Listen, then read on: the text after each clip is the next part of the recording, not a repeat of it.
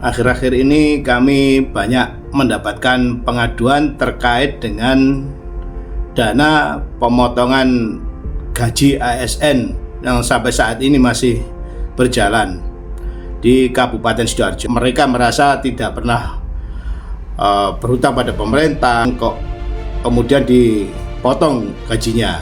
Nah, ini yang mereka banyak tidak tahu dan tidak paham dengan pemotongan tersebut.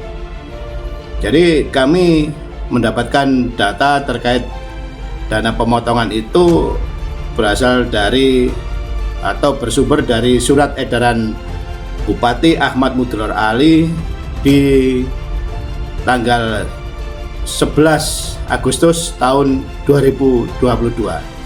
Jadi surat edaran itu mengacu pada Undang-Undang Nomor 23 Tahun 2011 tentang pengelolaan zakat. Jadi pertanyaan terkait penggunaan anggaran tersebut atau laporan dana yang sudah masuk dan yang keluar.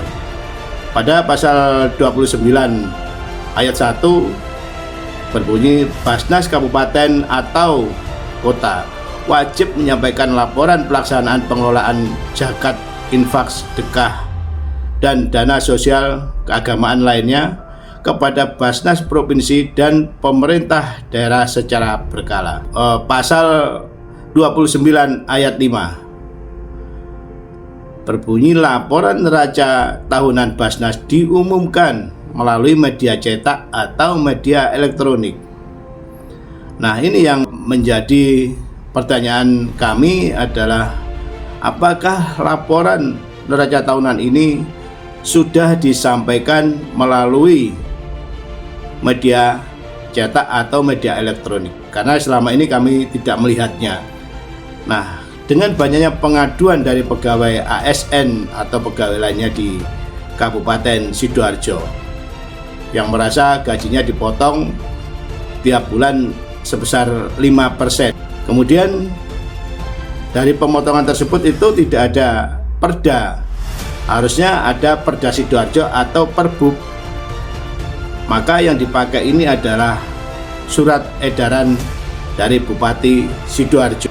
Sebenarnya surat edaran itu kan sifatnya adalah himbauan, atau surat edaran juga tidak bisa dikategorikan sebagai peraturan perundang-undangan.